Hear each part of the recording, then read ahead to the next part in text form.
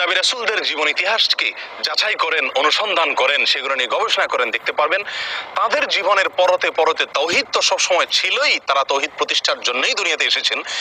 কিন্তু জীবনের যখন বিপদ সংকুল মুহূর্ত তাদের এসেছে, লক্ষ্য করবেন যে তারা তাওহীদকে আরো মজবুত ভাবে আঁকড়ে ধরেছেন, আরো শক্তভাবে সুদৃঢ়ভাবে তাওহীদকে তারা আঁকড়ে ধরেছেন ওই বিপদ থেকে মুক্তি লাভের জন্য। এবং আল্লাহ সুবহানাহু ওয়া তাআলা তাদেরকে বিপদ থেকে মুক্তিও দান করেছেন সেই তাওহীদকে আঁকড়ে ধরার মাধ্যমে।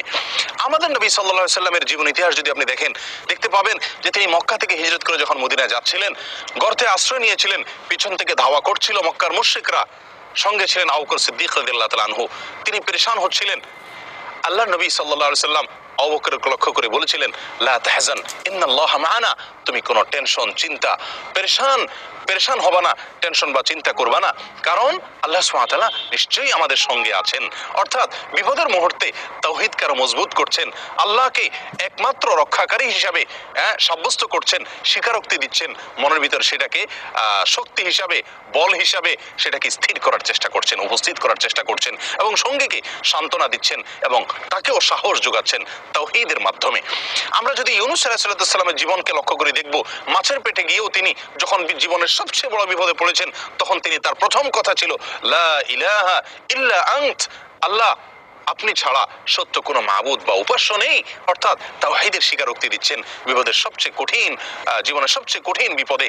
আমরা যদি একইভাবে লক্ষ্য করি আল্লাহর আরেকজন নবীর জীবন ইতিহাস, ইউসুফ আলাইহিস সালামের দিকে, তিনি যখন বন্দী দশায়, যখন জালিমের কারাগারে বন্দী ছিলেন, অন্যায়ভাবে অত্যাচারিত হয়ে, তখন তিনি আল্লাহ সুবহানাহু ওয়া তাআলাকে শিরক থেকে নিজে মুক্ত থাকার ঘোষণা আল্লাহ তাআলাকে দীপ্ত কণ্ঠে তিনি ঘোষণা দিচ্ছিলেন। তিনি বলছিলেন, মা কানা লানা আন না'বুদা মিনা আন নুশরিকা বিল্লাহি মিন শাই, আমরা আল্লাহর সঙ্গে কোনো কিছুকে শরীক করা, শরীক সাব্যস্ত করা, শরীক হিসাবে দাবি করা, এটা আমাদের জন্য মানায় না, মানানসই নয়, আমাদের জন্য শোভনীয় নয়।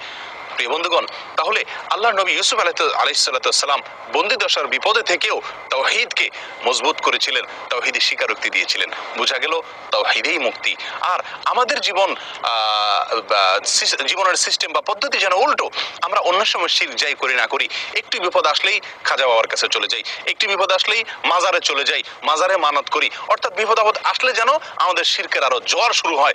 নবীগণের জীবন থেকে আমরা শিখলাম যে তাদের বিপদ আপদ আসলে তারা তাওহীদকে আরো মজবুত ভাবে আঁকড়ে ধরতেন, আর আমরা বিপদ আপদ আসলে যেন আরো বেশি শিরক শুরু করে দিই। প্রিয় বন্ধুগণ, শিরক এটি মানুষকে ধ্বংসের দিকে নিয়ে যায়, তাওহীদ এটা মানুষকে মুক্তির পথ দেখায়, মুক্তির দিকে নিয়ে যায়। আসুন তাওহীদকে প্রতিষ্ঠা করি, সুখে দুঃখে, বিপদে আপদে, ভালোয় মন্দয়, সবসময় স্মরণ রাখতে হবে যে আল্লাহ আমার সঙ্গে আছেন, আল্লাহ আমাকে সাহায্য করবেন, কারণ আমি তাওহীদবাদী, আমি এক আল্লাহকে বিশ্বাস করছি, অন্য কাউকে, আল্লাহর সঙ্গে অন্য কোনো কিছুকে আমি শিরক করছি না। আপনার এই তাওহীদের কারণেই বরং আপনি বিপদ থেকে রক্ষা পাবেন। আল্লাহর নবী মুহাম্মদ সাল্লাল্লাহু আলাইহি সাল্লাম বিপদ থেকে রক্ষা পেয়েছিলেন তাওহীদের মাধ্যমে, ইউনূস আলাইহিস সালাম রক্ষা পেয়েছিলেন, ইউসুফ আলাইহিস সালাম রক্ষা পেয়েছেন, আপনিও পাবেন। কিন্তু শর্ত হলো তাওহীদকে প্রতিষ্ঠা করতে হবে। আসুন তাওহীদকে জীবনে প্রতিষ্ঠা করি। আল্লাহ তাআলা আমাদের সকলকে তৌফিক দান করেন।